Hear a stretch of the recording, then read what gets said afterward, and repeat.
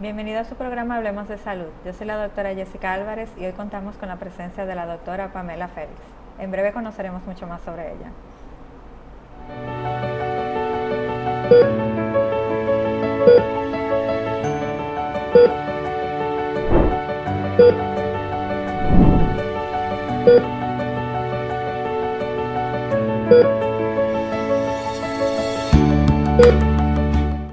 ¿Sabías que tus actos tienen consecuencias y que eres el único responsable sobre ellos? Mi nombre es Cristal Santana, psicóloga clínica, y en esta ocasión, en estos 5 minutos de salud mental, te invito a reflexionar conmigo sobre la responsabilidad afectiva, que no es más que ser responsable sobre las relaciones y los vínculos que elegimos tener. Las relaciones que tenemos son una inversión de dos bandos, son una inversión de ambos lados. ¿Qué porcentaje estás dando tú de tu lado y qué tan responsable estás siendo por el cuidado de dicho vínculo? La responsabilidad afectiva hace alusión y referencia precisamente a eso, al cuidado tuyo, pero también al cuidado de la relación que tú has elegido sostener y llevar. Hay relaciones que, por supuesto, heredamos, como las de nuestros familiares. Sin embargo, hay otras relaciones, como nuestros amigos o nuestras parejas, con las que nosotros hemos decidido entablar y establecer esa relación.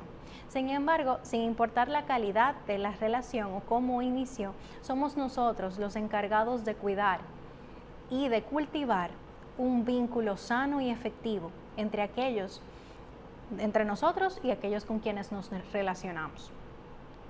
Las relaciones que llevamos implican un grado de responsabilidad, implican atención sobre ellas. Hacerte cargo de ti es parte fundamental de una responsabilidad afectiva sana. Hacerte cargo de ti en ese vínculo, pero también hacerte cargo de lo que tú entregas, de lo que tú das, de lo que eliges salir de ti. A pesar de que no somos responsables de las emociones de los demás, ni somos responsables de los pensamientos que emiten los demás, sí somos responsables del impacto que pueden tener nuestras acciones sobre ellos. ¿Sabías que de ti muchas veces depende el cultivar una relación sana, el cultivar un vínculo que perdure a lo largo del tiempo? Una relación afectiva es una relación que implica mucho sacrificio y muchas veces eso implica que vamos a priorizar a quienes tenemos enfrente. Eso no quiere decir que te vas a dejar de lado, eso no quiere decir que esté bien dejarte maltratar o dejarte lastimar por los demás. Es por esto que cuando hablamos de una responsabilidad afectiva también hablamos de límites claros, es decir, establecer tus necesidades de forma segura y sincera, pero también estar dispuesto a escuchar cuál es la necesidad de la persona que tienes enfrente. Estamos caminando en tiempos donde quizá la empatía a veces hace falta y queremos recibir empatía, pero ¿qué tanta empatía estás dando tú? ¿Qué tanto estás tú dispuesto a flexibilizar cuando esperas flexibilidad de los demás? ¿Qué tanto estás dispuesto tú a sembrar para poder cosechar? A pesar de que no eres responsable de las emociones de los demás, nuevamente te repito que sí eres responsable de tus actos y eres responsable entonces de las consecuencias que estos traen. ¿Estás dispuesto a asumir las consecuencias de los actos que estás haciendo ahora mismo? ¿Cómo están tus relaciones? ¿Y qué es algo que puedes hacer tú en este momento por ellas? ¿Qué es algo que puedes elegir cultivar en dichas relaciones? Ahora bien, algunas herramientas que quizá puedo compartir contigo en el día de hoy son las siguientes, y ya te he mencionado unas cuantas. Establece límites claros. ¿Qué quiere decir límites? No es solamente decir no, pero es establecer de forma sincera y directa aquello con lo que no estás a gusto, aquello que te hace daño, aquello que te perjudica y aquello que simplemente no estás dispuesto a tolerar, pero también saber escuchar y tener una respuesta adecuada ante las necesidades de los demás o los límites de los demás. Una segunda recomendación que te puedo dar es que seas totalmente directo con tus intenciones dentro de toda relación que sostengas. Una tercera recomendación es ser coherente. Tus acciones y tus hechos tienen que ir de la mano. y allí hablamos de ser responsables. ¿Qué tan responsable estás siendo con tus relaciones? ¿Qué estás cultivando en ellas? ¿Y qué esperas recibir? Porque eso indica también lo que estás dispuesto a dar. Cultiva una relación sana, practicando una responsabilidad afectiva adecuada.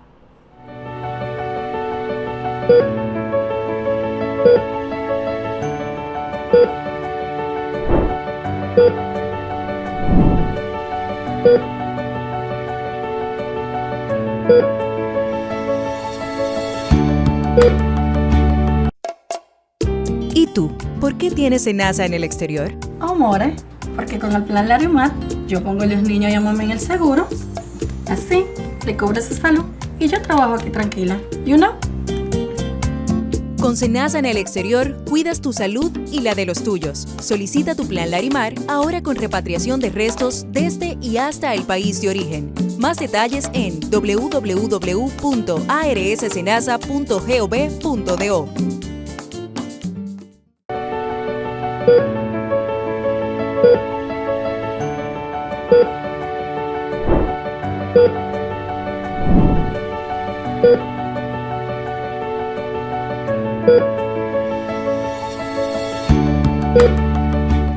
Como dije anteriormente, contamos con la presencia de la doctora Pamela Félix, cardióloga y psicocardióloga. Bienvenida, doctora, a nuestro programa. Muchas gracias por la invitación a su espacio. La verdad que este tema lo encuentro súper interesante. Veo como que es algo que está nuevo y en el tapete, que es la psicocardiología.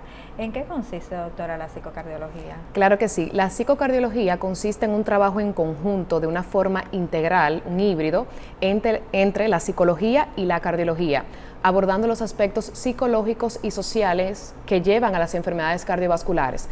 Por ejemplo, cómo un paciente hipertenso puede caer en tener ansiedad por su enfermedad cardíaca, o, por ejemplo, cómo un paciente que maneje mucha ansiedad puede caer en una hipertensión. Es un equipo multidisciplinario donde se trabaja con un psicólogo, un cardiólogo, una enfermera, un nutricionista, neurología y psiquiatría. Sí. ¿Y cuál sería el modelo biomédico y el psicosocial que tendría la psicocardiología, doctora? Así es, la psicocardiología adopta el modelo biopsicosocial que empieza desde el año 1977 por Engel, el cual pues ve el paciente de una manera más global, más integral, como bien he mencionado, pasando como a estar por encima del modelo biomédico, que es el modelo donde vemos al individuo como la parte biológica y la parte médica, la enfermedad y la relación con el médico. Ahora bien, el modelo biopsicosocial ve al individuo de una manera más completa, viendo la parte biológica de vendría siendo la enfermedad, así como la parte psicológica y la parte social. Porque cuando tenemos una enfermedad, en este caso las enfermedades cardiovasculares, no solamente somos esa hipertensión, ese infarto, sino que somos esas emociones que nos lleva a tener esta situación de salud que muchas veces no estamos esperando que nos lleguen. Y nos agarra desprevenidos y la vida nos da un cambio de 360. Y también, aparte de la enfermedad y aparte de las emociones que podemos sentir por esta enfermedad, también está la parte social, el nivel económico. Muchas enfermedades vienen a tener un costo grande en la vida del paciente de un día para otro, así como también es importante el apoyo familiar, el apoyo social, el círculo que pudiera tener este paciente. Entonces, por eso la psicocardiología ve al paciente de una manera más completa, mirando no solamente a la enfermedad, sino ocupándonos por la parte psicológica y por la parte social. Y por eso la consulta de psicocardiología es una consulta con dos profesionales, un psicólogo clínico y cardióloga, en este caso yo. Sí, porque generalmente cuando uno va a la consulta cardiológica, lo que uno se ocupan generalmente, aparte de sus rasgos hereditarios, es la dieta y el estilo de vida que llevan, pero ya en cuanto a las emociones, sería una inclusión de esta parte. Digamos que sí, y muy buena esa salvedad que haces, y es algo que yo obviamente en mi consulta no falta, e invito a los colegas, en este caso a los cardiólogos, en una consulta, no solamente ocuparnos de preguntarle, ¿usted está haciendo ejercicio? ¿Cómo está comiendo? ¿Se tomó su pastilla hoy? Tomarle la presión darle una receta y nos vemos en X tiempo. A veces invito, y sé que el tiempo de una consulta a veces no nos permite darle todo lo que quisiéramos a un paciente, porque tenemos una cola de 15 pacientes en un tiempo muy limitado. Tenemos un sistema de salud que así pues nos trata, pero de una u otra manera, pues este paciente tenemos que tratar de sacar esos segundos, esos minutos para preguntarle cómo se siente usted hoy, cómo está la pareja, cómo está la familia, cómo está el trabajo. Y de esa manera poder detectar muchas cosas que simplemente si no lo preguntamos nunca nos vamos a dar cuenta. Y hemos visto casos, por poner un ejemplo, un paciente con hipertensión arterial, que muchos pacientes son hipertensos en nuestro país, vemos que esta presión arterial no se controla. Y voy con un fármaco y agrego un segundo, voy casi por 4 píldoras, por 4 fármacos, y este paciente la presión no se controla. Entonces, si este paciente tiene un tema, vamos a decirlo, por ejemplo, de estrés detrás, producto de un divorcio, o si este paciente tiene una situación económica que me lo está llevando a tener mucha ansiedad, es un paciente que no lo voy a tener, por lo menos decirlo, compensado, un paciente estable. Entonces es importante no olvidarnos, como cardiólogos, no solamente mirar el corazón y ya, sino pues ver la parte psicológica, la parte social de nuestro paciente, y si detectamos algo en la consulta, pueden bien referirlo al profesional de la salud mental, ya sea psicología o psiquiatría, o si no, en este caso, como tenemos esta consulta en varios centros en el país, pudieran contar con nuestro apoyo. Sí, doctora, también se piensa mucho en el impacto que conseguiría, porque generalmente cuando uno va, vuelvo y repito, a la consulta, te preguntan por los datos generales, pero ya cuando a un paciente le preguntan cómo te sientes, se humaniza esa práctica. ¿Quiénes son las personas que son beneficiadas de esta área? De esta área en la psicocardiología. Sí, exacto. Digamos que son los pacientes meramente de cardiología, que tengan una condición cardíaca nueva o antigua, que comiencen a presentar, vamos a poner un ejemplo, que manejen niveles de estrés, niveles de ansiedad, niveles de depresión, incluso aquellas personas que manejan mucha ira, estos individuos que son hostiles, se ha visto que pueden agravar su enfermedad cardiovascular o pudieran provocar que empiece una nueva enfermedad cardiovascular. Era hipertenso, pero ahora es diabético. Era hipertenso, pero ahora tiene una arritmia. Era hipertenso, pero se infartó. Entonces también en otro tenor vamos a ver los pacientes que van a psicología, que ese psicólogo esté evaluando el paciente y ve que le dice que cuando tiene un ataque de pánico, cuando está manejando mucha ansiedad, pues comienza a sentir palpitaciones. Este es un individuo que si bien es cierto que ese estrés, esa ansiedad puede llevar a somatizar y sentir síntomas físicos como falta de aire, como dolor de pecho, como palpitaciones, pero no se puede pasar por alto. Simplemente ese paciente amerita un acompañamiento, un manejo. Bueno, por esas palpitaciones yo puedo entender que es por la ansiedad que estás manejando, altos niveles de ansiedad, pero vamos a una consulta a evaluarte. Ese sería un grupo de los pacientes que pueden beneficiarse. También, por ejemplo, hablaríamos de estos individuos que tienen una condición, pero ellos no han aceptado, no han abrazado su nuevo diagnóstico. Y te llegan a la consulta y te dicen, bueno, yo soy hipertenso, di que soy hipertenso, y yo los miro así y le digo, di que su cardiólogo dice, no. Entonces, eso es una persona que no ha aceptado su enfermedad, se llama negación a la enfermedad. Te dicen, yo di que sufro de la presión, y la pastilla, te dicen, yo me la bebo a veces, y yo lo miro así, le abro los ojos y le digo, mire. Entonces, el que no conoce su enfermedad no va a hacer lo que debe de hacer, dígase tomarse la pastilla de manera religiosa, hacer ejercicio, comer bajo sal, dormir bien, tener un buen peso. Entonces esto es un candidato pues a hacer un abordaje integral, y con él se trabaja la psicoeducación y la psicoterapia también. ¿Cuáles serían las señales de alerta que pudiera tener la teleaudiencia en su casa, sabiendo que necesitarían más que un cardiólogo, ir a un psicocardiólogo? Exacto. ¿Qué me puedo sentir y decir, ok, necesito ayuda?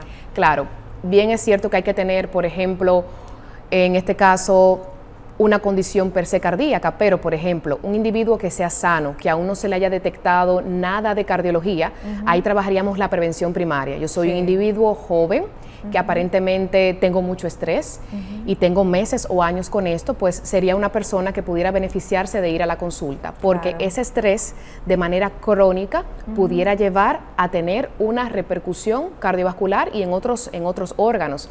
Y en este caso es importante entender esta parte para los pacientes. Hay dos tipos de estrés y aquí vamos a detallarlos. Hay un estrés bueno, que es el euestrés, Por ejemplo, veo una alerta y me levanto y me voy corriendo. Es un estrés agudo y es el euestrés, que es un estrés positivo. Ahora bien, tenemos el distrés, que es un estrés negativo, un estrés malo que causa repercusión a nivel de la salud. Entonces ese no es tan bueno. Muchas veces, y con esto llamo un poquito a concientizar a nuestro público, estamos acostumbrados a manejar estrés. Yo siempre digo, estrés va a haber. Ahora bien, no podemos, ya que siempre va a haber estrés, abrazarnos con el estrés, no. El estrés está aquí y yo estoy aquí. Tratar de yo manejar ese estrés dentro de lo posible, pero no el estrés manejarme a mí. Entonces no podemos normalizar el estrés. Y muchas veces se normaliza. Yo estoy acostumbrado a eso. A mantener ese ritmo de vida. O al multitasking, al hacer muchas cosas al mismo tiempo. Yo hago esto. La salud, pues, al final nos pasa factura. Entonces es importante detectar y decir, mira, yo tengo una situación X que yo siento que tengo años o meses arrastrándola, que me está provocando estrés o me siento ansioso, oye, me siento depresivo. Entonces es importante tener esto pendiente para decir, no está bien y voy a buscar ayuda. Es importante. ¿Y cómo se encuentra la psicocardiología en nuestro país actualmente? Porque a sinceridad acabo de escuchar eso, me imagino que algo bien nuevo. Sí, como tú, también pues muchas personas escuchan el tema, ya sea psicólogos, cardiólogos, personas que tienen otras profesiones y me dicen, ¿qué se trata la psicocardiología? Nunca la había escuchado. Es un área nueva en Latinoamérica. Argentina es donde ya tiene más o menos 2 décadas que se está trabajando la psicocardiología y aquí en el país, digamos que estamos empezando en los últimos meses a hacer una consulta formal, híbrida, con 2 profesionales formados con un título. Tuvimos la oportunidad, yo y mi colega licenciado Héctor Arias, de formarnos con la pionera de la psicocardiología en Latinoamérica, que es la doctora Mirta Laham, nuestra maestra y mentora, a la cual siempre menciono en los espacios donde voy. Estamos muy felices y orgullosos pues de haber traído esta área de una manera nueva al país, 2 profesionales titulados trabajando la psicocardiología y a ambos nos apasiona la salud mental. Justo eso le iba a preguntar, doctora, porque como es un área que es nueva, ¿qué fue lo que la motivó a irse por esa área, a estudiarla? Sí, yo como le digo a los pacientes que a veces me ven y yo le digo todos somos humanos y trato pues de quizás con mi testimonio dejarles saber que sí, que todos hemos en un momento caído, hemos tenido una debilidad, pero hemos recibido la ayuda y nos hemos levantado, o sea, y de ahí nos ha ido quizás mejor. Yo hace unos años tuve un síndrome del quemado profesional o un síndrome del burnout, donde bueno, me vi bastante mal, perdí peso, me sentía con todos esos síntomas per se del agobio, la tristeza, la despersonalización que te lleva a este síndrome y bueno, el agotamiento físico y mental. Y en este momento, pues tuve el acompañamiento con un profesional de la salud, 1 año aproximadamente, y dentro de ese paso de sanación, de recuperación, de psicoterapia, pues escuché de la psicocardiología, me hablaron de ella, y yo dije, mira, pues yo realmente quiero poder trabajar, poder hacer lo que quizás entiendo que no se hizo en parte. Cuando uno tiene un tema de salud mental, uno es estigmatizado, te señalan y te cuestionan e incluso te pueden decir que te estás haciendo. Exacto. Hay un poco de indolencia en cierto punto y claro, cuando yo tuve mi proceso hubo personas que sí me acompañaron y quizás otras que, bueno, pues tenían sus dudas. Entonces, al yo vivir todo eso, yo dije, no, me gustaría poder ayudar a todo el que tenga un tema de salud mental desde la cardiología. Qué mejor que eso. Y por eso decidí formarme, cumplí casi 1 año de formación en 2 periodos y aquí estamos llevando un servicio con mucho cariño a los pacientes. Doctora, en base a su experiencia, me imagino ha tenido pacientes que no los había tratado anteriormente con la psicocardiología y ahora con su introducción, me imagino que tiene un antes y un después. ¿Cómo ha sido esto en su consulta? Claro, yo estoy haciendo cardiología general en cierto punto y hago también psicocardiología. Hago cardiología en algunos centros y psicocardiología con el licenciado Héctor Arias la hacemos en otros centros. Realmente hemos tenido una gran aceptación, muchas personas que van a la consulta porque me ven en las redes, porque me ven en televisión, porque alguien me refiere y dicen, doctora, no, mire, yo realmente no conocí esta área, algunos quizás no habían ido a un cardiólogo, algunos no habían ido a donde un psicólogo y entonces al conocer esta área dicen, bueno, pues yo voy a su consulta. También, como dije, otros pacientes son referidos por colegas, por eso siempre hago una invitación a los colegas, a los cardiólogos, a los psicólogos también, pues a detectar en ese paciente, a tomarse el tiempito de ver en cardiología qué hay detrás de ese dolor de pecho. Muchos pacientes llegan a la emergencia y digamos que de 10 casos de pacientes con dolor torácico, vamos a decir que quizás el 50% de estos pacientes, cuando por lo menos en la emergencia tú le haces los estudios del lugar, todo está bien. Sí. Todo está bien por el momento. Y quizás cuando terminan yendo a una consulta que le hacen los demás estudios complementarios, pues también todo sale bien. Entonces hay que ver en ese joven, yo recibo muchos jóvenes en la consulta que vienen con historia de palpitaciones, de dolor torácico, que cuando uno viene a ver y quizás ya haciendo algunos estudios o viendo de manera global el paciente, detrás en estos días tuve un paciente que estaba cambiando de trabajo, otra paciente que tenía que irse al interior a hacer la carrera. Entonces vemos pacientes jóvenes sin ninguna enfermedad cardiovascular y con todos los estudios normales que realmente tienen detrás un estresor que le está provocando esos síntomas. Entonces en ese momento uno detecta al paciente y a esos pacientes específicamente, después que yo he descartado que no exista nada orgánico, nada de cardiología, pues entonces yo le hablo al paciente de la psicocardiología y le recomiendo que ya en un segundo encuentro nos veamos en esa consulta híbrida. Sí, me imagino, doctora, que tiene que ser bastante confuso para el paciente cuando va, me duele y duele realmente. Claro. Y que no se encuentre nada, como quiera sigue sintiendo el dolor. Claro. ¿Cómo maneja esa parte para que el paciente entienda que sí lo tiene, pero es de otra forma? Eso pasa muy frecuente, y uno trata de hacer la psicoeducación dentro de la parte de la psicoterapia que trabaja el licenciado. La terapia cognitivo-conductual es algo donde se lleva al paciente a que haga conciencia de que luego de haber hecho lo que se tiene que hacer primero, haber descartado, tú tienes los estudios que están normales. Eso quizás a veces al paciente le da un poquito de tranquilidad, y eso realmente bueno, sí, estoy consciente de que todo está bien. Entonces ya pasamos a la parte psicológica del mismo para detectar qué pudiera estar llevándole a ese dolor de pecho que no se le quita, pero que realmente todos los estudios están normales. Sí, claro. Hay un síndrome del que se habla mucho, el síndrome del corazón roto. ¿En qué consiste ese síndrome del Así es, el síndrome del corazón roto o el síndrome de Takotsubo es un síndrome que llama mucho la atención, porque desde que escuchamos corazón roto lo asociamos a una pérdida de la pareja, una pérdida de un familiar. Y sí, los pacientes me dicen, doctor, ¿y de verdad el corazón se parte? Sí, literal, el corazón se parte. Pero vamos a explicarlo. La palabra Takotsubo viene de un término japonés que significa trampa para pulpos. Digamos que tenemos una vasija, ¿bien? Entonces, cuando el corazón sufre un estresor, ya sea físico o emocional, y más adelante voy a dar los ejemplos de cuál pudiera ser uno y cuál pudiera ser otro. Entonces, el corazón, cuando tiene este impacto, pues toma esta forma de vasija que se puede ver solamente en un cateterismo, y ya luego el cardiólogo hemodinamista dice, este paciente hizo un Takotsubo. Entonces, ¿qué es el Takotsubo? El síndrome del corazón roto es una miocardiopatía por estrés, secundaria a, como dije, un estresor físico o un estresor emocional. ¿Cuáles pueden ser esos detonantes, esos triggers que son emocionales?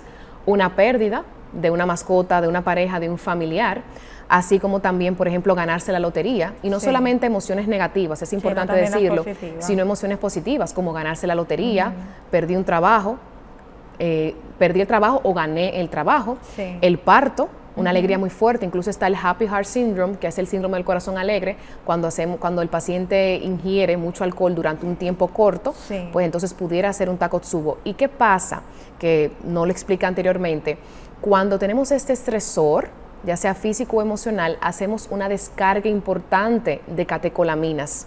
Entonces, estas catecolaminas van a actuar a nivel del corazón, provocando que no se contraiga de una manera normal, sino de una manera como en forma de vasija, donde una parte se mueve más y la otra parte se queda, dando la forma nuevamente, como digo, de vasija. Entonces, esto nos lleva al Takotsubo, una descarga importante de catecolaminas secundaria a un estresor. Y hablando ya de los estresores físicos, vamos a hablar, por ejemplo, una fractura, una cirugía, un procedimiento, la quimioterapia, la sepsis, el tener COVID, una influenza, incluso un sangrado gastrointestinal. Yo siempre pongo el ejemplo de mi práctica. He recibido varios pacientes que han hecho un Takotsubo. Uno fue una señora que estaba en el funeral del esposo, otra estaba en la emergencia con un proceso infeccioso, diarreico, y luego entonces en plena emergencia presentó el dolor de pecho e hizo un Takotsubo. Otra era una diplomática que estaba en una entrevista y ahí mismo por la emoción, nervio. el nervio, pues provocó una descarga de catecolaminas y Sí. terminó en un Takotsubo. ¿Y cuáles son los síntomas que tienen? ¿Dolor en el pecho? Los ¿Y qué síntomas más? igual, y es importante esa pregunta, que Ajá. un infarto. Ok. El paciente va a sentir dolor de pecho. Ajá. En el momento quizás el paciente no identifique que ha sucedido algo antes, pero uno ya en la emergencia se da cuenta, preguntando con el interrogatorio, ¿qué usted estaba haciendo? El último que recibí fue una paciente que estaba discutiendo con el esposo. Sí. Entonces es importante que el paciente sepa que va a tener un dolor de pecho importante como si fuera un infarto. Sí. Y ese paciente debe ir a la emergencia y va a terminar en una emergencia. Se le va a hacer un electrocardiograma y el electrocardiograma puede estar incluso normal. Sí. Y puede tener cambios también. Sí. Se le van a hacer analíticas de sangre, que son las enzimas cardíacas, y estas pueden estar, a veces pueden estar normales, pero también muchas veces pueden estar elevadas. Sí. Y hasta ese momento, el médico de emergencia o el paciente, o sea, va a ser tratado como un infarto normal. Sí. Luego de eso, pues ya el paciente va a una sala de cateterismo, se le hace el cateterismo, se ven las arterias y las arterias están normales en casi siempre, o tienen Sí. una lesión muy mínima que tú dices, óyeme, no me va de este cuadro, no me va a Sí. dar estos cambios en el electro, ni la elevación de las enzimas cardíacas. Sí, claro. Y cuando se hace entonces la ventriculografía, que se ve el ventrículo del corazón, una de las cavidades del corazón, entonces vemos esta forma característica y ya por la experiencia uno dice, mira, pues fue un Takotsubo que hizo. Sí. Y ya cuando uno va a la historia, sí, casi siempre hubo un estresor Sí. que se puede identificar. Ajá. Mira, pasó esto. Y es importante saber que estos individuos pueden volver a repetir el síndrome de Takotsubo, el síndrome del corazón roto, con el mismo evento. Por ejemplo, me fracturé, con otra fractura Sí. tiene el riesgo. Puede Sí. ser que no pase. O con un estresor nuevo. Sí. Y son personas que tienen una mortalidad importante. Existe un 4% de mortalidad intrahospitalaria, ya sea por arritmias malignas, un trastorno del ritmo importante. Estos pacientes muchas veces hacen falla cardíaca aguda Sí. o caen en una insuficiencia cardíaca a través del tiempo y por eso no es tan benigno del todo. Sí. Y bueno, ya fuera, al egreso, al año, tienen una mortalidad de un 10%. Es decir, que estos Wow. pacientes que hacen un Takotsubo tienen que continuar un seguimiento en la consulta con Sí. su cardiólogo cercano, de mano a mano, se le hace un ecocardiograma seriado, continuo, para ver cómo va esa función ventricular, esa función cardíaca. Sí. ¿Y cuál sería el tratamiento para poder mantener el paciente a rayita, para que no caiga en ese riesgo de sufrir algo mortal con el tiempo? En este caso, el paciente que hace el Ajá, Takotsubo, sí, claro, sí, es un claro. paciente que va a estar ingresado, es un paciente que va a durar un tiempo, ingresado en un centro hospitalario y de acuerdo a la evolución, Sí. de acuerdo a cómo esta evolucione, valga la redundancia, será dado de alta. Obviamente, si es un paciente que hace una arritmia maligna, pues se trabaja la Sí. arritmia con medicación, si es un paciente que hace falla cardíaca, se pone tratamiento para ello. Bien, y si es un paciente que ya se puede ir de alta, se va con Sí. medicación, Sí. casi siempre. Todo depende de cómo haya evolucionado.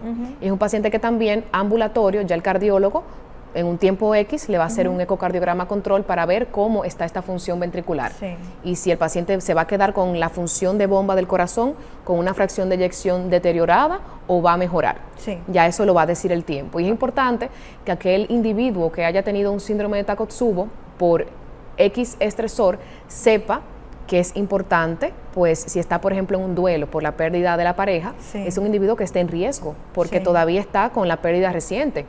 Nadie sabe cómo va a manejar esa pérdida. Es importante que acuda a la consulta de psicocardiología o con un psicólogo, pues para que se le haga ese acompañamiento, porque también hay pacientes que tienen ya un psicólogo y tienen un cardiólogo, eso es válido también. Sí.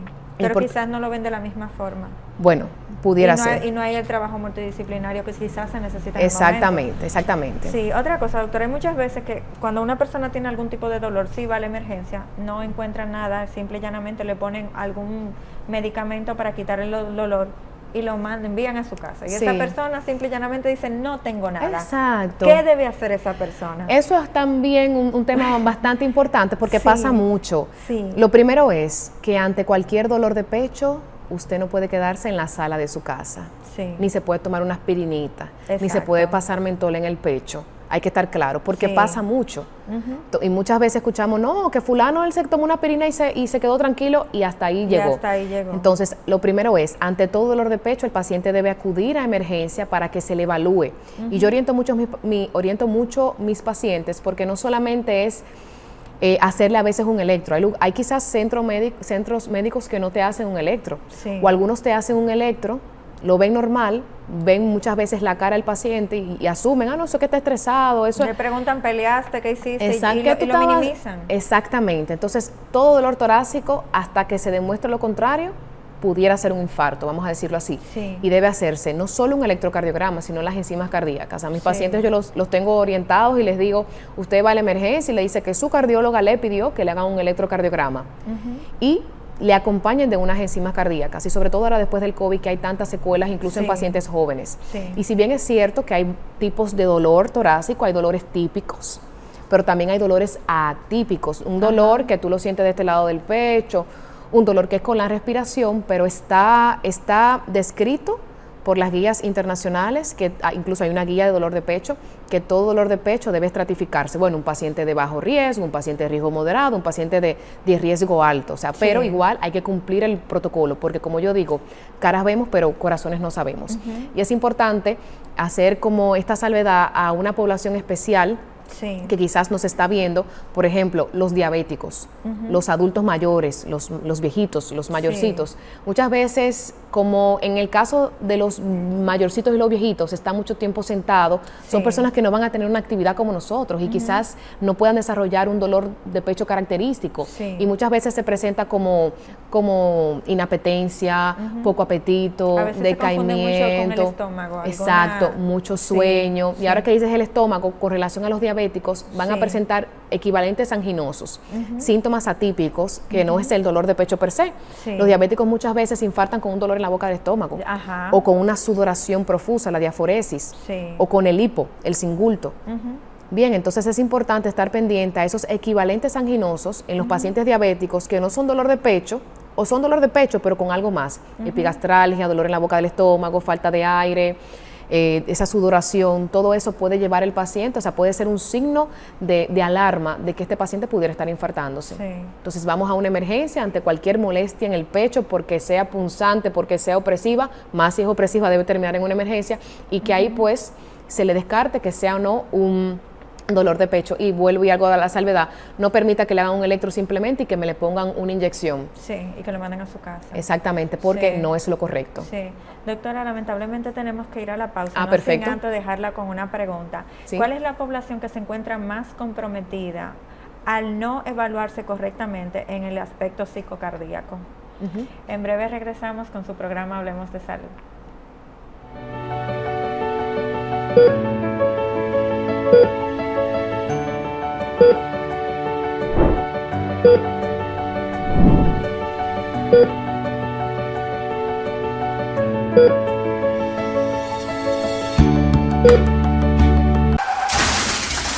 Los accidentes no ocurren por accidentes, sino por imprudencia. Asume tu responsabilidad. Intrant.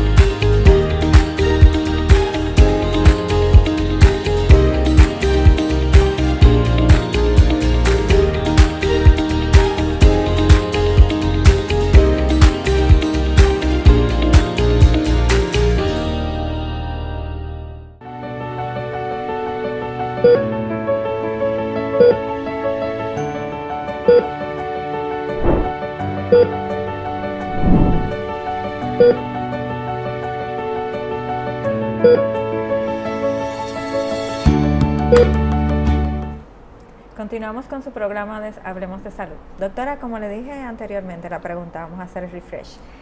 ¿Cuáles son los pacientes que se encuentran más comprometidos en el aspecto psicocardiológico, ya que a lo mejor no todos los doctores, en verdad, le están viendo al paciente desde esta forma? Muy bien, pudiéramos poner 3 ejemplos. Por ejemplo, como mencionaba anteriormente al inicio del programa, un paciente que haya hecho un infarto o un paciente que se le diagnostique una enfermedad de muchos vasos, de múltiples vasos del corazón y que tenga que ir a una cirugía de corazón abierto, este individuo, como yo he dicho anteriormente, su vida cambia 360 y muchas veces antes del procedimiento o luego del procedimiento, después que se ven operados y que son personas que su vida sexual cambia, la vida laboral, que son personas que pasan a ayudarse de alguien para hacer todo, pues pueden caer en una depresión. Entonces es importante porque muchas personas que tienen una enfermedad cardiovascular y tienen, por ejemplo, la depresión, hay una relación muy importante, eso puede ser un tema de otro programa, como yo siempre digo, un tema muy amplio, que estas personas con enfermedad cardiovascular caen en depresión, aumenta la mortalidad y desde un infarto puedo caer en otra patología. Puedo caer, por ejemplo, en una arritmia. Una arritmia supraventricular, una arritmia ventricular secundaria a esta depresión que me llevó a esta enfermedad cardiovascular. Eso es un caso, un ejemplo. Por ejemplo, por otro lado, valga la redundancia, por ejemplo, un paciente que tenga que hacerse un cateterismo cardíaco, que no quiera, por miedo al cateterismo cardíaco, este paciente necesita ese procedimiento y aquí entonces entra el psicocardiólogo para, con la psicoterapia, tratar ese miedo, por qué tengo ese miedo y explicar al paciente la importancia de hacerse el cateterismo cardíaco o incluso colocarse un marcapaso, que quizás un cateterismo a veces puede esperar cuando son electivos y por otro lado, a veces un marcapasos no puede esperar y hay pacientes que se niegan a colocarse el marcapasos. Y si ese paciente no es visto desde el punto de vista psicológico, ya no solo cardíaco, porque el cardiólogo llega hasta un punto. El cardiólogo puede, como yo digo, en buen dominicano, dar la labia, tener todo el deseo de transmitirle al paciente, pero cuando ya hay otra situación, en este caso psicológica, pues entonces tiene que entrar un psicólogo a trabajar con el paciente para que éste logre y al final ver si puede ponerse el marcapasos en este caso. Y hemos visto pacientes que han necesitado de nuestro apoyo, de nuestro seguimiento y al final logran ponerse el marcapaso y entender la importancia. Y por otro lado, vamos a hablar ya un poquito quizás de la prevención primaria. En este caso ya era prevención secundaria. Vamos a hablar un poquito de la prevención primaria y hablemos del COVID y la pandemia. Hemos visto individuos jóvenes, quizás con alguna situación, alguna enfermedad y quizás con nada diagnosticado, que post pandemia todavía es la fecha que manejan niveles de estrés y que te dicen esto fue después de la pandemia. Cuando estoy en la consulta y le pregunto ¿cuándo empezó todo? Después de la pandemia, del 2020 para acá. Y manejan altos niveles de estrés, que manejan altos niveles de ansiedad. Incluso personas que han caído en depresión por algún evento, por la pérdida de un familiar o por la pérdida de un trabajo o por alguna secuela que le haya dejado quizás el COVID. Es importante que aquellos que sientan que tienen un estrés crónico, que tienen una ansiedad ya generalizada, muchos síntomas floridos, busquen una ayuda, busquen un apoyo psicológico, psicocardiológico, porque esta ansiedad pudiera debutar en una hipertensión, esta ansiedad pudiera debutar, como bien digo, en una arritmia. Doctora, pero como eso es un estilo de vida que esa persona tiene, me imagino, habitual, ¿cómo pudiera darse cuenta de que necesita ayuda? ¿Cuáles son esos síntomas que generalmente presenta un paciente que le deben dar la alerta? Aparte, o sea, la ansiedad, ¿qué haría este paciente? Claro, la ansiedad puede llevar, lo más común es que el paciente pueda dejar de comer. Pueda dejar de comer, mira, ya no tengo tanta hambre, salté una comida, como poco. Por otro lado, puede aumentar de peso, así como perder peso. A veces se detecta por el sueño, no estoy durmiendo, pero ¿qué pasa? No estoy durmiendo. Y es la ansiedad que en cierto punto no permite que el paciente tenga un sueño reparador. Y me imagino que esa secuela de no dormir empeora el Claro escenario. que sí, el sueño no reparador se ha visto que aumenta el riesgo cardiovascular. Así es. Entonces también otro síntoma de ansiedad puede ser la falta de aire, cierta fatiga, el paciente se mantiene sudoroso o puede sentir palpitaciones o siento muchos dolores de cabeza o como llegan pacientes a la consulta que te refieren, me duele la cabeza, me duele el pecho, me duele la barriga, me duele un dedo. Y si bien es cierto que hay que ver si todo eso es cierto, pero cuando uno ve un paciente así con síntomas muy floridos, pues es importante pues ver qué hay detrás de todos esos síntomas que dice tener. A veces la familia te alerta, porque muchas veces estamos quizás un poquito perdidos y no podemos identificar, porque lo hemos normalizado. Por eso le pregunto, que podemos estar ensimismados y no ver lo que está pasando Exactamente, con nosotros. Y lo entendemos como algo normal, no hemos notado ese cambio, no nos afecta, nos hemos acostumbrado, y a veces es la mamá que te dice, muchacho, pero tú estás cogiendo peso o tú estás comiendo mucho. A veces la ansiedad da con comer mucho y el paciente engorda. y cae en una obesidad, que Entiendo. también Sí. tiene su tema, porque una obesidad te puede llevar a una hipertensión arterial, una obesidad te puede llevar a una diabetes. Bien, Sí, claro. entonces es importante estar alerta ante estos síntomas para uno decir, mira, no estoy bien, voy a buscar ayuda. Doctora, ¿cómo usted encuentra la salud mental en su área? Porque como está trabajando con esto, me imagino que ha tenido una apertura a verla de otra forma en su experiencia. ¿En verdad somos una población que gozamos de buena salud mental o debemos prestarle más atención? Yo entiendo, empezando de atrás para adelante, que se le debe prestar más atención, empezando por nosotros mismos Sí. y empezando por todos aquellos que quizás veamos que pudieran tener algo, pues hablarlo, porque eso pudiera ayudar mucho. Sí. Yo en mi práctica profesional te puedo decir que son muchos los pacientes que me llegan a la consulta, que eran pacientes que quizás estaban con otro médico, vienen por primera vez, que cuando lo veo desde el punto de vista biopsicosocial encuentro muchas cosas. Sí. Encuentro muchas cosas, duelos complicados, pacientes que manejan altos niveles de estrés y que Sí. por eso está empezando a debutar de hipertensión, Sí. o por eso es el dolor torácico que tiene. Es decir, que sí, son muchos pacientes. Como decía el ejemplo, de cada 10 pacientes que van a la emergencia, 5 tienen un dolor torácico, pero de origen psicógeno, no meramente de origen cardíaco. Sí. Y es ¿Y importante. en qué conlleva que un paciente no se rehúse a recibir la ayuda psicológica por el estigma que tenemos en la sociedad con la parte psicológica? Pasa mucho y por eso yo en cualquier escenario que voy me digo, mira, soy de carne y hueso y me pongo de ejemplo. Sí. Digo, yo también lo viví. Sí. Y lo viví, lo pasé y lo superé y aquí estoy. Y sí, se ven muchos pacientes que realmente te dicen, yo no estoy loco. Exacto. Y a veces yo le digo, quien está mejor muchas veces no es el que se quede en la casa, sino el que busca la ayuda, porque intenta echar para adelante, intenta Sí. mejorar, está recibiendo un acompañamiento. Pero sí, son muchos los pacientes que realmente dudan un poco al momento de dar el paso, pero luego de que, por ejemplo, me detengo, me gusta hablar mucho, o sea, por lo menos detenerme con mi paciente, así sea con sí. una persona que yo encuentre en algún lugar, pues explicarle la importancia de que tú entiendas que no estás loco, Sí. que es normal que quizás te sientas triste, Sí. pero vamos a trabajar esa tristeza Sí. en un acompañamiento con el psicólogo con el cual trabajo. Sí. ¿Y cómo mejora la calidad de vida de un paciente después de recibir la ayuda que necesita? Mucho, mejora mucho. En nuestra experiencia en la consulta de psicocardiología hemos tenido ya varios pacientes donde se le ha dado de alta desde el punto de vista psicocardiológico, y esos pacientes son un antes y un después. Sí. El testimonio que puede dar el paciente, pero también nosotros como profesionales de la salud, ver la evolución de ese paciente, de cuando llegó a la consulta y cuando le estamos dando el alta, es un cambio del cielo a la tierra. Sí. ¿Y cuáles son los beneficios que generalmente presenta el paciente luego de esa de alta? O sea, ¿cuáles son esas áreas en las que mejora, cómo mejora su calidad de vida? Con ejemplos, porque aquí tenemos la población que dirá, sí, entonces, ¿cómo me voy a sentir? No, claro. ¿O cómo voy a funcionar? Digamos que obviamente no es magia. Exacto. No es magia, no tenemos una varita de que De que usted se renovado, sanó. venga Cenicienta. No, claro que no, pero es importante que se entienda que, por ejemplo, aquella persona que va con una ansiedad importante, Ajá. que te dice, mira, yo no puedo, tuvimos el caso de una paciente, yo no puedo coger un vuelo. Y se trabajó con esta paciente hasta que esta logró coger un vuelo. Exacto. Y esta ansiedad Ajá. era tan importante que la llevaba a tener dolor de pecho, palpitaciones. Se trabajó con ella la terapia cognitivo-conductual, Sí. y esta paciente pudo coger su vuelo Sí. y pudo controlar los niveles tensionales. Sí.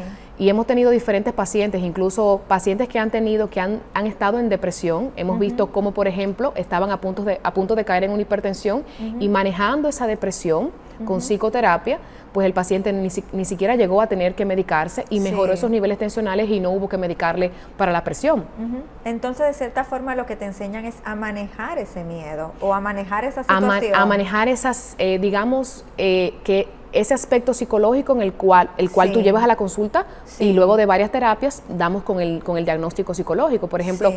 hay pacientes que van por estrés, hay pacientes que van por ansiedad, algunos van por miedo, algunos van porque manejan mucho enojo, Sí. manejan mucha ira, y esto entonces se trabaja con la terapia cognitivo-conductual, Sí. y estos pacientes pueden mejorar. Sí. Claro que sí, se le dan las herramientas para que este mismo pueda avanzar en el proceso. Sí. Y sí, estamos muy felices porque hemos tenido muchos pacientes los cuales le damos su alta psicocardiológica, y obvio, ante cualquier eventualidad pueden retornar a la consulta. Doctor, y de todos estos trastornos psicológicos, porque hemos mencionado ansiedad, hemos mencionado varios, ¿cuál es el que tiende a afectar el estrés? ¿Cuál es el que tiende a afectar más el corazón? Digamos que todos, incluso hasta el tipo de personalidad. Hablo mucho de estrés, ansiedad y depresión porque es lo que tenemos aquí a flor de piel en el diario vivir, porque lo he tenido o porque lo ha tenido alguien cerca de mí o porque lo vemos en las redes. O sea, entonces, tanto el estrés como la ansiedad como la depresión tienen un alto impacto en la salud cardiovascular y hacen que el paciente tenga enfermedades cardiovasculares, que debute con algo nuevo. Bien. También se ha visto la personalidad, el tipo de personalidad A, el tipo de personalidad E, se ha visto el tipo de personalidad A son aquellos individuos que manejan ira, que son hiperactivos, que son puntuales, medio workaholics, y aquellos tipo D son aquellos que manejan tristeza, que son inhibidos socialmente, no manejan bien las emociones, y se ha visto que estos dos tipos de personalidad a largo plazo son pacientes, son personas que pueden tener mayor riesgo de tener una enfermedad cardiovascular. Y en el caso del estrés, muchas personas me dicen, yo decirles, el estrés te puede provocar una enfermedad cardiovascular, dicen, ¿y cómo? ¿Cómo se come eso? Sí, exacto. Suena muy lindo, pero yo no me lo creo. O deme evidencia, doctora. ¿Cuáles síntomas te puede arrojar ese estrés? Exacto, y digamos, ¿cómo el estrés puede llevar a enfermedades cardiovasculares? Tenemos a nivel cerebral la amígdala cerebral. A nivel del cerebro, la amígdala cerebral. Cuando nos estresamos, esta se activa. ¿Y qué hace esta? Esta trabaja a nivel del sistema nervioso simpático, aumentando la frecuencia cardíaca y aumentando la presión arterial. También a nivel de la médula ósea hace que se formen monocitos proinflamatorios, los cuales van a ir a nivel de los vasos, a nivel del endotelio, y van a provocar una lesión, y esto va a ser el sustrato para que empiece la enfermedad cardiovascular. Se forma lo que es una placa aterosclerótica, y este va a ser el sustrato para que vengan eventos cerebrales o eventos cardíacos. Entonces, tan solo con esta explicación de cómo el estrés nos lleva a enfermedades cardiovasculares, podemos entender que sí, que es real. Y dicen, ¿el estrés mata? Sí, yo le digo al paciente, sí, y se quedan así. Y le digo, sí, el estrés mata. ¿Y cuáles son los síntomas del estrés? ¿Son parecidos a los de la ansiedad? Digamos que parecidos. El paciente puede presentar palpitaciones, el paciente no va a dormir, se puede sentir cansado, puede sentir falta de aire. Son principalmente los síntomas que el paciente presenta. ¿Y cómo podemos nosotros manejar el estrés y la ansiedad, doctor? Eso es una buena pregunta. A veces el paciente, muchos van a la consulta entendiendo que hay que medicarlos de una vez. Y realmente uno trata de educarlo, de psicoeducarlo o educarlo desde la cardiología, cardioeducación sería, que existen terapias farmacológicas y terapias no farmacológicas. Obviamente, cuando ya hay que poner terapia farmacológica, se hace con un psiquiatra de la mano. Ahora bien, dentro de las terapias no farmacológicas, muchas veces lo más sencillo y económico es hacer ejercicio. El ejercicio se ha visto que es bueno para la salud cardiovascular, pero también para la salud mental. El solo hecho de hacer ejercicio de una manera disciplinada, de una manera continua, arroja beneficios importantes. Se mejora el sueño, se mejora el peso, mejora el ánimo, disminuye la tristeza. Incluso las guías clínicas recomiendan el ejercicio como una terapia antidepresiva. Está descrito, indicar ejercicio a pacientes que tengan pues temas de ansiedad, de depresión e incluso estrés. Digamos que el ejercicio es importante, por lo antes mencionado. También siempre se invita al paciente a tener un hobby dentro de lo que cabe, digamos cosas que son asequibles, que no hay que pagar, que no nos van a costar mucho, y obviamente la terapia cognitiva, conductual, la psicoterapia con el psicólogo va de la mano, pero uno invita al paciente a tener un hobby, uno invita al paciente a tener optimismo, a tener un propósito de vida, y se ha visto, ahora que toco esta parte, cómo aquellas personas que son optimistas versus aquellas que son pesimistas, asimismo van una u otra a impactar la salud cardiovascular. Se ha visto que aquellos individuos que tienen más optimismo, que tienen un propósito de vida, que son positivos, pues van a tener una salud cardiovascular positiva y buena. Y al contrario, el pesimista, pues el que no siente para qué estoy vivo, pues trabaja en la salud cardiovascular. Incluso hoy en día se habla de cómo la espiritualidad. Le iba a preguntar justo eso, porque hay una parte que es espiritual. ¿Cómo entra esta parte espiritual también a ayudarnos? Digamos, vamos a decirlo de una manera llana, la parte espiritual, digamos, estas personas que les gusta tener contacto con la naturaleza, estas personas que practican quizás una religión, se ha visto que se hizo un estudio de aquellos, la conexión que había mente, alma y corazón. Sí. Mente, alma y corazón. Y cómo la espiritualidad ahora mismo se está usando en la medicina cardiovascular en otros países, y obviamente nosotros estamos tratando de implementarla en nuestra consulta. Sí. Pacientes que hacían o que predicaban, tenían una religión versus que aquellos que no, se vio una mejor recuperación en pacientes a largo plazo en aquellos que hacían, pues, que predicaban, que oraban, versus aquellos que no. Sí. Y otro tema importante, el mindfulness. El mindfulness, que es la atención al presente, la conciencia en el ahora. Sí. Todo esto se ha visto y está descrito. Incluso en mis redes puse hace un tiempito un post muy importante donde vemos cómo la meditación nos lleva desde lo más sencillo, tomas de buenas conductas en nuestro día a día. Personas que comienzan a practicar el mindfulness van a tomar menos alcohol, van a ser más conscientes de todo lo que tienen a su alrededor, de las conductas que tienen que tomar para sí mismos, y eso ayuda a reducir el riesgo cardiovascular. Porque sabemos que el alcohol en exceso, el fumar en exceso, el sedentarismo, pues van a llevarnos a enfermedades cardiovasculares. Pero cuando ya meditamos, hay muchos tipos de meditación, pero en este caso el mindfulness, que es quizás el más común o el más fácil de realizar, pues puede impactar en nuestra conducta per se. Comer con menos sal, comer con menos azúcar, liberar sustancias positivas en nuestro organismo, y esto reduce el riesgo cardiovascular. Sí. Doctora, entre los ejercicios que puede hacer una persona que está pasando por este proceso, ¿están todos permitidos? Porque hay algunos que son como medios salvajes. Hablemos. Sí, hay mucho. Cuando yo hablo e invito al ejercicio, que es algo barato y que usted ahora dice, si usted está viendo este programa, usted dice, esta tarde voy a caminar. Exacto. Se pone una ropa cómoda y sale a caminar. Eso es una de las tantas cosas que se hacen, pero no que la doctora dijo que para tal cosa solo caminar, no. Caminar y el ejercicio es solo un complemento de las tantas cosas que se pueden hacer. Entonces, sí es importante eso que me dices, porque obviamente, el que está sano cardiovascularmente, o sea, el que está sano, el que no tiene ninguna contraindicación, pues puede hacer ejercicios de alto impacto, ejercicios de leve a moderada intensidad, porque no hay contraindicación. Ahora bien, si tengo un dolor de pecho, si tengo la presión alta, yo necesito el aval de mi cardiólogo para que me diga si puede. Hay pacientes que tienen un tiempo X queriendo ir a la consulta, por ejemplo, tienen un año o meses queriendo ir, y el día que van, por ejemplo, yo le encuentro la presión alta, o tienen un dolor de pecho que hay que estudiar, doctora, hoy yo le prometo que voy al gimnasio y le voy a dar con todo, y le digo yo, no me prometa eso porque yo no se lo voy a pedir. Exacto. Hasta nuevo aviso, prácticamente el ejercicio está suspendido, hasta que yo vea un mapa con la presión, a ver si está alta o no, hasta que veamos cuál es el origen de ese dolor de pecho, entonces uno le da el visto bueno para que el paciente puede hacer ejercicio. Claro está. Porque yo le digo, lo que usted no ha hecho en un año, usted no me lo va a hacer ahora. Exacto. Pero porque no de una va a vez bajar 5 libras en un día. Exacto. Yo le digo, usted no puede salir de aquí a hacerme CrossFit. Exacto. No es que usted no pueda hacer CrossFit, pero no ahora mismo, porque usted tiene la presión alta. Exacto. Entonces ya luego, en este caso, el paciente que se medica, se le pone un medicamento, si tiene una hipertensión en debut, se le pone un medicamento, la presión se controla, usted puede comenzar a hacer un ejercicio de leve intensidad y luego ir subiendo paulatinamente la intensidad del ejercicio. Sí. Y entre los hobbies, ¿cuáles serían los más acertados para hacer? Digamos, podemos mencionar el hobby. Hay quienes dicen, mi hobby es hacer ejercicio.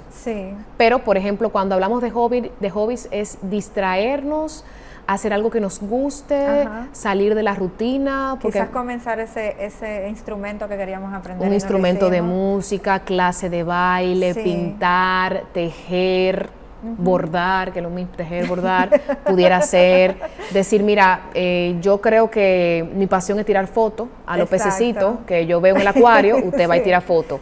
Porque es importante a veces resetearnos, desconectarnos. Muchas personas dicen, el trabajo me relaja. Bueno, el trabajo no te puede relajar, tú en la casa salir de trabajar a las 5 de la tarde e irte a tu casa, seguir con la computadora, quizás estás acostumbrado y te gusta y sabes que tienes que trabajar, pero no me digas que trabajar en la computadora te va a relajar. Sí, claro. Y por eso uno siempre lo invita a un hobby.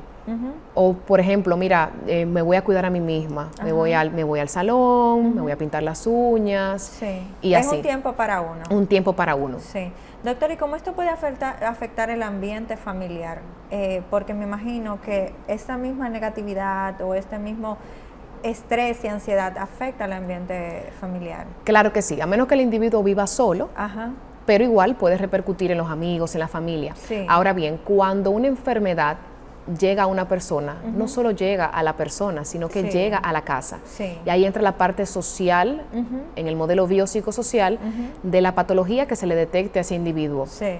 Porque muchas veces es una hipertensión, que simplemente el paciente tiene que tomarse su pastilla por sí mismo, y nadie tiene que, algunos quizás tienen que tratar, fulano, bébetela. Exacto. Pero son casos y casos. Ahora bien, pero cuando hay un paciente que, por ejemplo, hay que hacerle una cirugía de corazón abierto, ese paciente tiene que tener un acompañamiento importante, un equipo familiar de 1 o 2 miembros, que sepa que al momento del alta se le va a explicar todo a ese paciente y que ese paciente es un bebé en la casa. Sí. Tiene que tener cuidado incluso para pararse, para sentarse con una almohadita, incluso para toser. Es un paciente que tiene que ser acompañado en los primeros días, en las próximas semanas, hasta que este se valga por sí mismo. Sí. Entonces, así como dices, cuando llega una enfermedad a una persona, no solo le llega a él, sino que le llega a la familia e impacta. Y todos tenemos que tener esa misma empatía. Esa empatía y el círculo social no es muy importante. No es lo mismo un paciente que se sienta solo a un paciente acompañado con una familia empática, empoderada. Claro. Mira, papi, tu dinero para tu pastilla. Sí. No te preocupes, que aquí vamos a resolver. Exacto. Hasta el apoyo con una palabra. Sí, No claro. siempre lo económico, hasta con una palabra, el estar ahí. Eso es importante. Perfecto. Doctora, lamentablemente se nos ha acabado el tiempo, pero de verdad que la necesitamos para otro Bueno, programa. yo feliz de que me invite nuevamente. Si alguien desea contactarle y ir a su consulta, ¿dónde podría conseguirla? Claro que sí, pueden contactarme al 809-882-8186, que es mi teléfono personal, y me pueden encontrar en las redes como Pamela Félix, @psicocardio, con P-S-I-C-O, psicocardio. Y ahí pues pueden seguirme en Instagram, donde hablo mucho de psicocardiología porque me apasiona, me considero, como te decía fuera del aire, una abanderada y una apasionada de la salud mental. Y estoy en varios centros, estoy en SEMDOE, en la Torre Capé, Instituto Dominicano de Cardiología, Cardioimágenes, Macromédica, Centro Médico Monumental y en Salud Integral y Cardiología a domicilio a sus órdenes. Bueno, doctora, muchísimas gracias por haber venido a nuestro programa. Siempre. Y de verdad que espero verla pronto. A las órdenes. Ha sido todo por hoy en su programa Hablemos de Salud. Se despide la doctora Jessica Álvarez y hasta la próxima semana.